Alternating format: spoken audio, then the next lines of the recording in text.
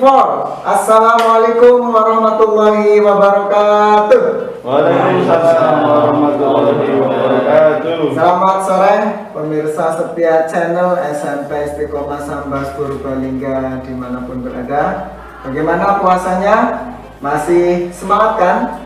Ini di 10 hari terakhir kita harus tetap semangat untuk sholat tarawih, tadabbur Al-Quran, dan jangan lupa yang belum khatam ini ya, kita upayakan minimal 1 kali khatam, syukur 2, 3 dan seterusnya, kita akan lebih baik. Pemirsa, hari ini kita di podcast berisik episode terakhir untuk Ramadan tahun 1442 Hijriah.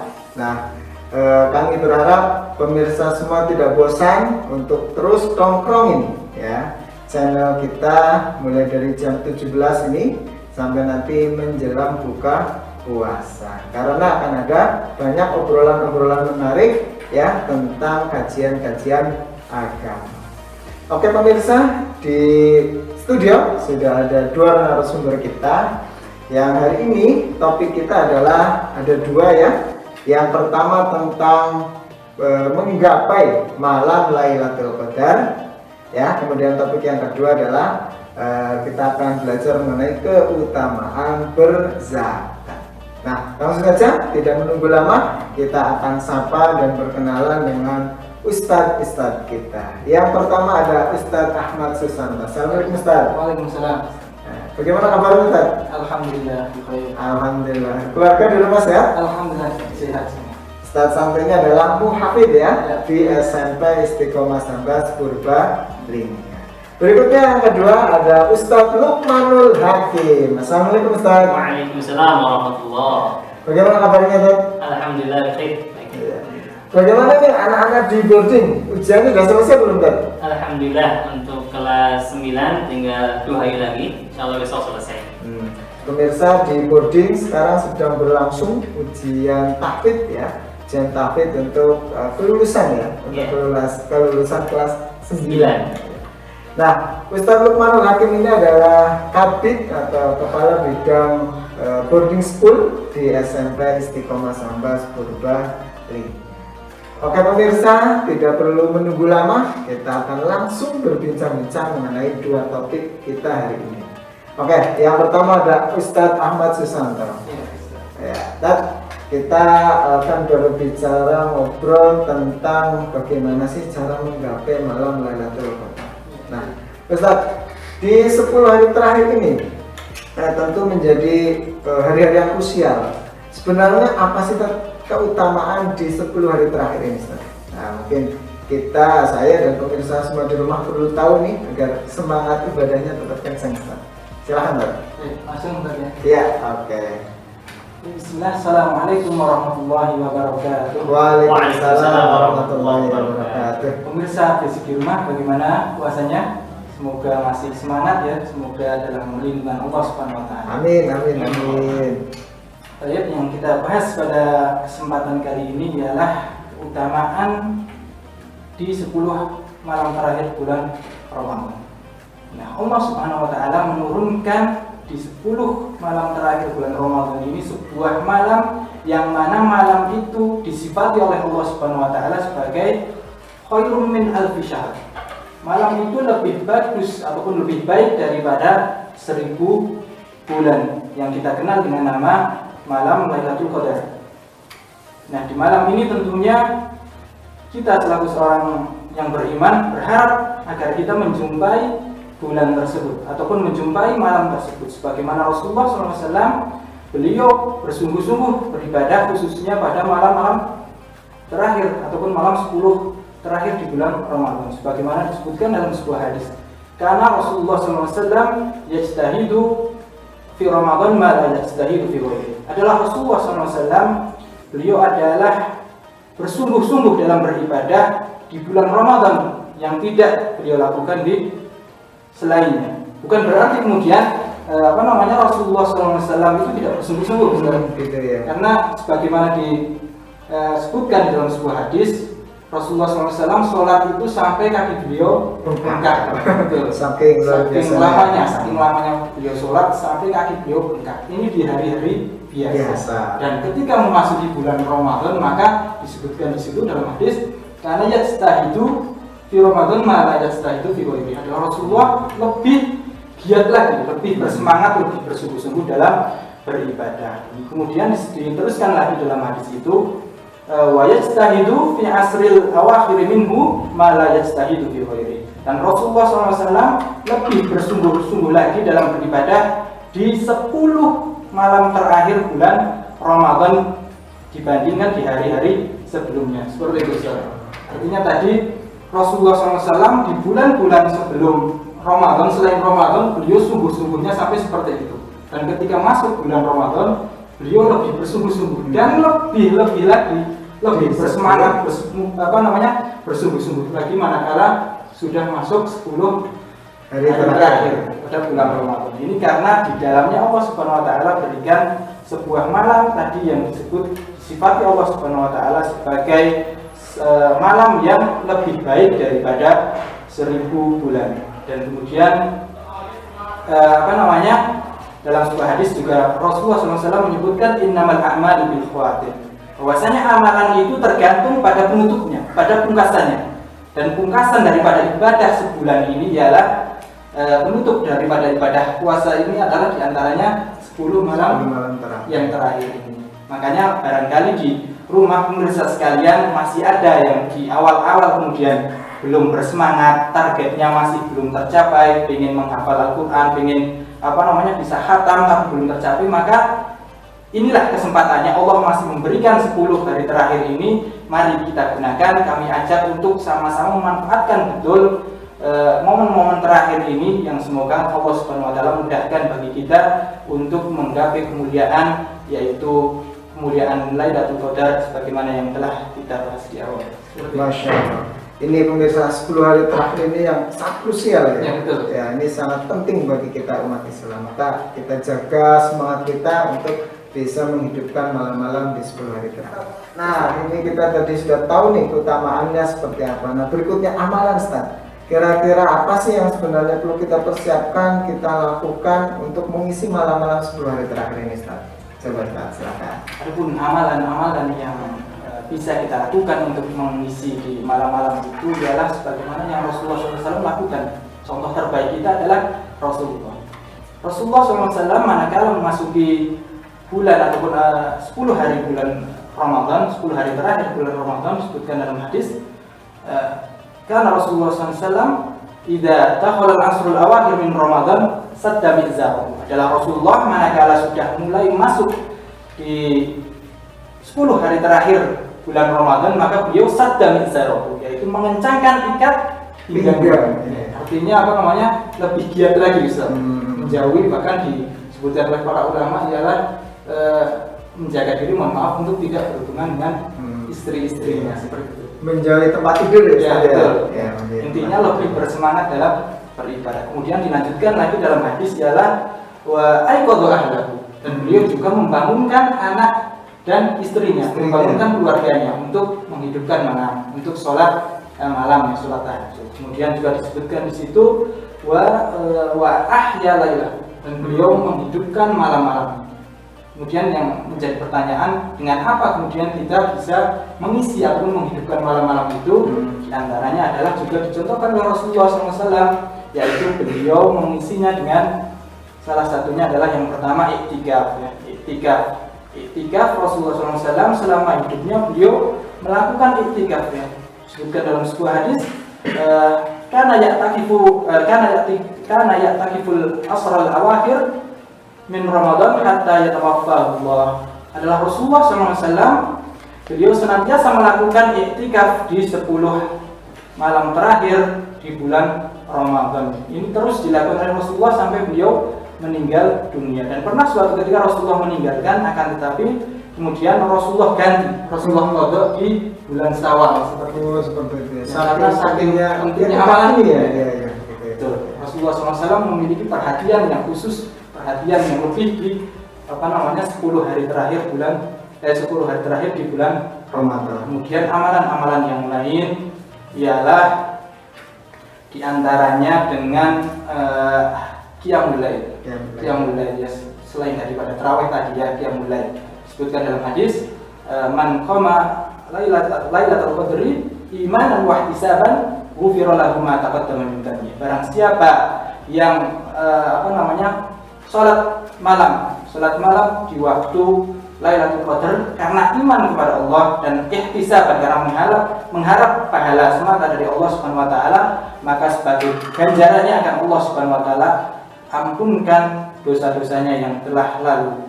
Nah, kemudian amalan yang lain yang bisa kita lakukan ataupun pemirsa di rumah bisa lakukan ialah dengan memperbanyak membaca Al-Qur'an, sebagaimana yang dicontohkan oleh para ulama kita. Mereka fokus ya, untuk berinteraksi dengan Al-Quran manakala memasuki bulan Ramadan. Yang tadinya mereka sebelum Ramadan itu mereka sibuk untuk mengisi taklim ya, mengisi majelis-majelis ilmu, mengajarkan ilmu kepada masyarakat, kepada murid-muridnya. Akan tapi manakala masuk bulan Ramadan, maka mereka meliburkan untuk sementara halakoh-halakohnya, majelis-majelisnya dalam rangka untuk fokus yang membaca Al-Quran. Bahkan dikisahkan Imam Syafi'i radhiyallahu anhu, beliau sampai menghatamkan Al-Quran di bulan Ramadan itu sebanyak 60 kali. Artinya setiap hari, satu kali satu malam itu 2 kali khatam. Ya betul, 2 kali khatam. Berarti berapa juz Ustaz? Ya 60 juz. Bayangkan ya. ulama-ulama kita terdahulu, dan ini bisa kita tiru ya. Barangkali di rumah tidak bisa 60 juz ya, seperti 60 kali seperti yang dilakukan oleh Imam Syafi'i. Minimal ya kita niatkan, kita azamkan diri kita minimal yang mungkin belum pernah khatam sebelum ini, maka saya meniatkan berazam untuk menghatamkannya di bulan Ramadan ini. Seperti biasa. Berikutnya Ustaz, ini tadi disinggung oleh iktikaf tadi. Nah, sebenarnya iktikaf yang baik itu yang seperti apa Ustaz? Ya, untuk iktikaf sendiri ya, secara bahasa fikih ya, para ulama fikih mendefinisikan yang namanya iktikaf ialah al-lubthu fi baitillah bi niyatil ibadah, yaitu menetap di masjid Allah, di rumah Allah dalam rangka untuk ibadah. Jadi ini definisi daripada iktikaf. Adapun hakikat daripada iktikaf itu sendiri adalah sebagaimana disebutkan oleh Al-Imam Ibnu Rajab Al-Hambali dalam kitab beliau Lataiful Ma'arif ya, di situ beliau menyebutkan hakikat daripada iktikaf ialah qat'ul alaik 'anil khalaiq liittisali khidmatul khaliq. Artinya ialah bahwa iktikaf itu hakikatnya adalah memutus hubungan, memutus ikatan dengan makhluk dalam rangka berkhidmah kepada Khaliq, yaitu dalam rangka beribadah kepada Allah Subhanahu wa taala. Itu adalah intinya daripada hakikatnya daripada iktikaf. Kita menjauhi sementara kesibukan dunia dari keramaian ya. Kemudian kita gunakan betul-betul fokuskan untuk beribadah ya, bermunajat, bertakarub kepada Allah Subhanahu wa taala. Makanya kemudian agak aneh ini Ustaz. Kita ada sebagian orang mungkin iktikaf ya, dia niat iktikaf ke masjid, akan tapi HP-nya ternyata masih hidup. Seperti itu, niatnya iktikaf akan tapi tetap medsosan aktif. Berarti ini belum memutus ya hubungan antara sama manusia gitu ya. Belum masuk kepada hakikat yang sebenarnya hakikat dari iktikaf itu Ustaz. Ya. Seperti itu. Nih pemirsa, jadi kalau kita beriktikaf kita harus betul-betul berupaya untuk fokus ya, fokus untuk beribadah kepada Allah. Benar, hubungan kita pada sesama manusia sementara kita putus dulu gitu ya, agar kita bisa bersama. Luar biasa Ustaz. Berikutnya Ustaz, ini tentang malam Lailatul Qadar. Betul nggak kalau malam Lailatul Qadar itu turunnya di 10 hari terakhir Ustaz? Oh iya.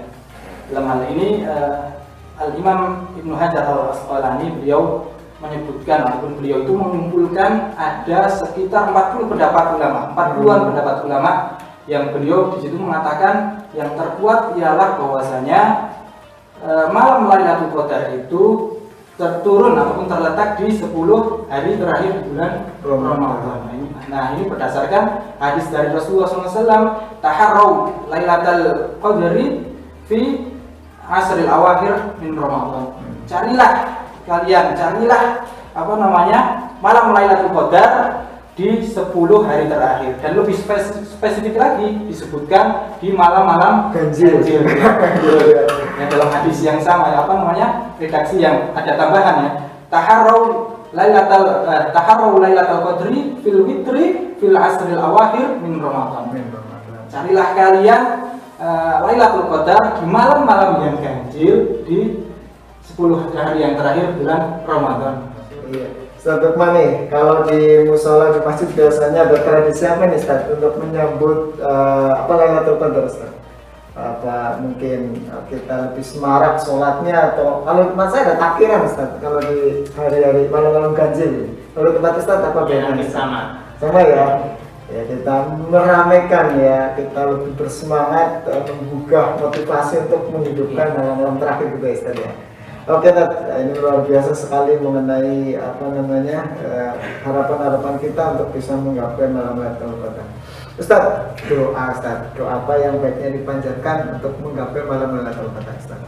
Adapun doa, maka ada sebuah hadis ataupun Rasulullah SAW mengajarkan kepada ibunda kita, Ummul Mukminin Aisyah radhiyallahu anha. Ya, suatu ketika beliau bertanya kepada Rasulullah, "Ya Rasulullah, ara'aita in alimtu ay lailatin lailatul qadar ma aqulu fiha?" Ya Rasulullah, seandainya aku dapati pada suatu malam, dan malam itu adalah malam Lailatul Qadar, ma aqulu fiha, maka apa yang lebih baik aku panjatkan? Doa apa yang sepantasnya aku panjatkan? Maka Rasulullah SAW kemudian berkata, mengajarkan sebuah doa kepada ibunda kita, yaitu doa Allahumma innaka afuwun tuhibbul afwa fa'fu anni.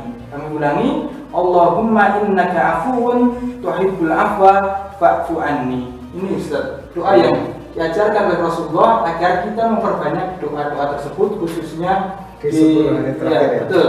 Agar kemudian kita mendapatkan ampunan Allah, mendapatkan keutamaan daripada malam Lailatul Qadar. Seperti itu. Seperti di musola ya Ustaz ya, biasanya doa ini dipanjatkan ya, agar memang kita benar-benar harapannya mendapati bulan Ramadan ini dengan ampunan-ampunan dosa gitu ya.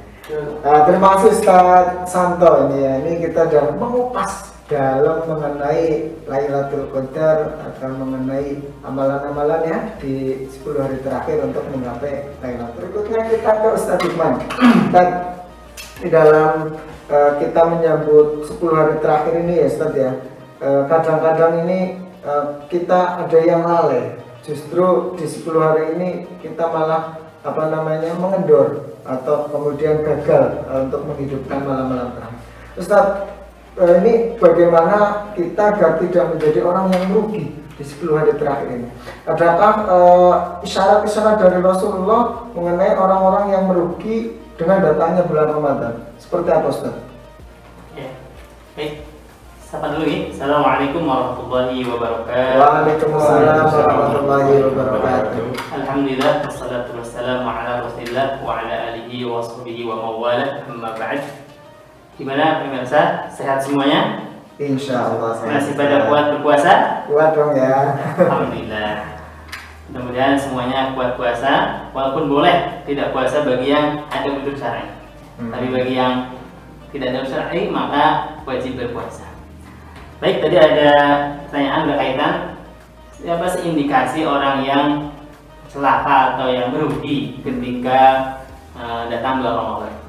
Dalam sebuah riwayat disampaikan bahwa Nabi Muhammad SAW pernah naik mimbar, ya. Mimbar kan ada tangganya, ya. Tangga ke-1 beliau mengucapkan amin.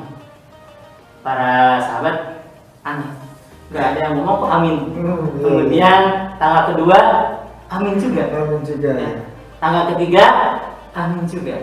Nah, kemudian setelah selesai Nabi Muhammad SAW yang turun dan para sahabat bertanya, "Ya Rasulullah, apa yang membuat engkau amin?" Nah, amin yang ketiga ya adalah Rasul menyampaikan bahwa saya dibisiki oleh malaikat Jibril bahwa ada orang yang masuk di bulan Ramadan, kemudian Ramadan berlalu begitu saja dan tidak mendapatkan ampunan dari Allah Subhanahu wa taala. Maka amin. Nah, Nabi Muhammad SAW ya, rogiba anku rajulin, ya.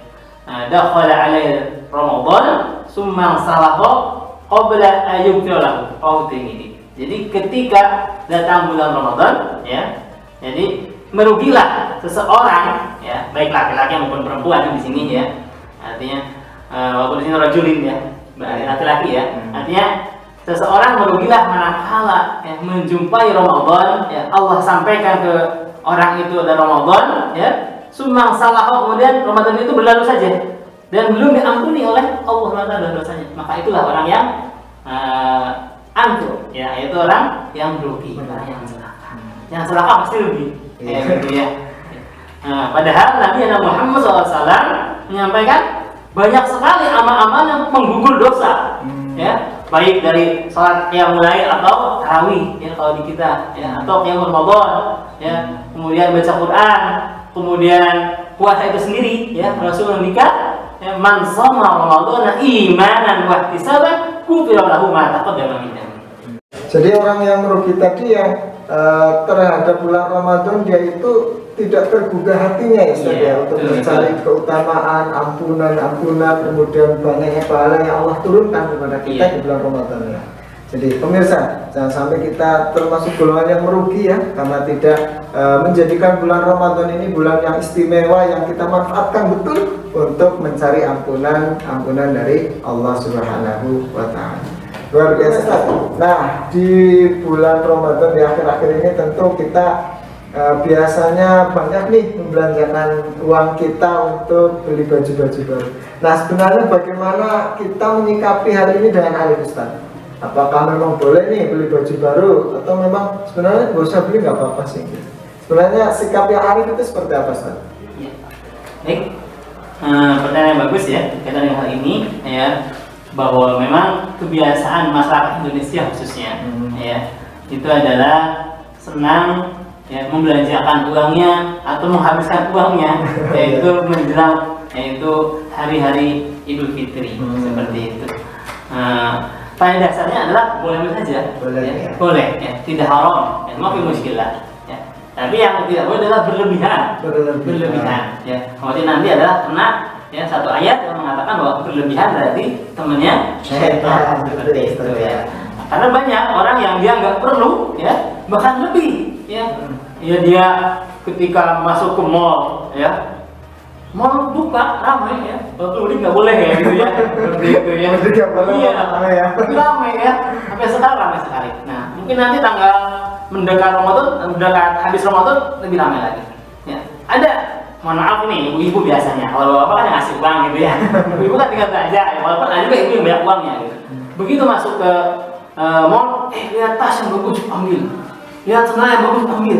Padahal di rumah udah banyak sekali tas-tasnya, nggak sadar seperti itu. Nah, ini yang nggak boleh. Tapi kalau umpamanya belanja tadi katanya boleh baju baru, boleh sekali, ya. Bahkan disunahkan ketika kita, ya, sholat Idul Fitri, pakailah pakaian yang terbaik, yang terbagus, seperti itu. Ya, mungkin itu berkaitan dengan menyikapi lebaran. Allah a'lam. Nah, pemirsa, jadi bukan berarti beli baju nggak boleh, ya, hanya jangan berlebihan, karena nanti kalau berlebihan itu jadi temannya luar biasa, Ustaz. Nah, berikutnya, Ustaz.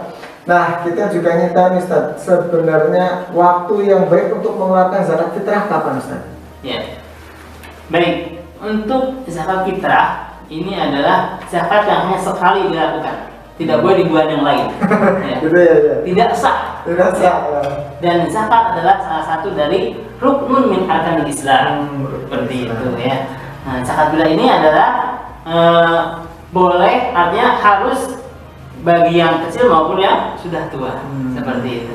Nah, kapan waktunya yang paling afdol, yang paling bagus? Ya, mendekati Idul Fitri, ya, seperti itu. Walaupun boleh, sebagian ulama mengatakan kalau masuk Ramadan kita bayar zakat, ya, ke amil, seperti itu, ya, yang menerima zakat. Tapi yang afdal adalah mendekati, seperti itu. Bahkan seorang amil, ya, yaitu adalah satu hari atau menjelang, yaitu Idul Fitri, soal Idul Fitri itu harus dia membagikan. Jangan sampai amil zakat membagikan harta zakatnya setelah Idul Fitri. Nah, gitu. Jadi dia yang bagus adalah amil itu yang pagi-pagi, ya, ketika rukyat sudah kelihatan tanggal 1 Syawal besok, maka subuh dia siap-siap membagikan, ya. Atau sebelumnya, 1 hari sebelum Idul Fitri boleh membagikan seperti itu. Yang pada hakikatnya jangan sampai terkena oleh hadis Rasulullah SAW. Ada yang dia berzakat tapi nilainya sedekah. Ya, dalam hadis dikatakan man addaha qabla shalah ya fahiya zakat. Barang siapa yang dia bersedekah, barang siapa yang dia maksudnya sedekah di sini adalah zakat ya, qabla shalah sebelum Idul Fitri fahiya zakat. Maka dia adalah zakat nilainya ya. Makbul lah, maka diterima. Sebaliknya, wa man addaha ya ba'da shalah yaitu setelah salat Idul Fitri fahiya sadaqah. Maka dia nilainya sedekah. Ya, bukan nilai zakat lagi. Berarti dia berbuat apa? Berbuat dosa. Kalau udah tahu hadis ini ya. Tapi bagi yang para biasa belum tahu ya Allah Maha mengetahui seperti itu. Yang penting dapat istighfar saja seperti itu. Kemudian para biasa sekalian, yang penting adalah niat kita. Ya, bahwa zakat itu adalah untuk membersihkan seperti itu. Ya, dan yang zakat ini tadi adalah orang-orang yang memang orang tua untuk anaknya atau anak kalau memang sudah mampu ya zakat sendiri seperti itu. Tapi kalau sudah balik anaknya, Allahu a'lam bishawab. Iya, berarti jangan sampai intinya zakat itu sampai tiba waktunya sholat Idul Fitri ya Ustaz ya. Sebelum sholat Idul Fitri Sampai naik imam. Naik imam ya, Iya. berarti itu terhitung zakat. Iya. Nah kalau setelah itu berarti Sedekah. Nah, pemirsa hati-hati ini berkaitan dengan zakat, jangan sampai kita melewati batas ya, sehingga kita terhitungnya bukan zakat lagi tapi sedekah. Pemirsa, berikutnya selain ada zakat fitrah, tentu ada zakat mal Ustaz. Nah, bagi pemirsa yang kaya ini ya. Nah, sebenarnya nisab untuk zakat mal itu berapa Ustaz? Dan Ya. berapa yang harus dikeluarkan? Baik, untuk zakat ini adalah tadi ada zakat fitrah, zakat mal. Ya. Sebelum kepada nisabnya, zakat itu ya ada ketentuannya. Ada ya, ketentuannya. atau syarat-syaratnya. Dalam Mulahus Fikih ya, Syekh Dr. Fauzan bin Fauzan mengatakan ada 5 minimal. Yang pertama adalah seorang muzaki itu adalah al-hurriyah. Hurriyah itu adalah merdeka, bukan hamba sahaya. Ini yang pertama. Maka kalau dia hamba sahaya enggak wajib. Tidak wajib ya. Yang kedua adalah ayyakuna sahibul mal musliman. Muslim. Iya, karena dia orang muslim, orang kafir tertolak walaupun dia kaya. Ya, kita harus ya. Wajibnya walaupun pajak. Ya, pajak beda ya. Seperti itu. Harus Iya. pajak. Ya. Kemudian yang ketiga adalah imtilakul ya. Jadi imtilakul nisab, mencapai nisab. Ya.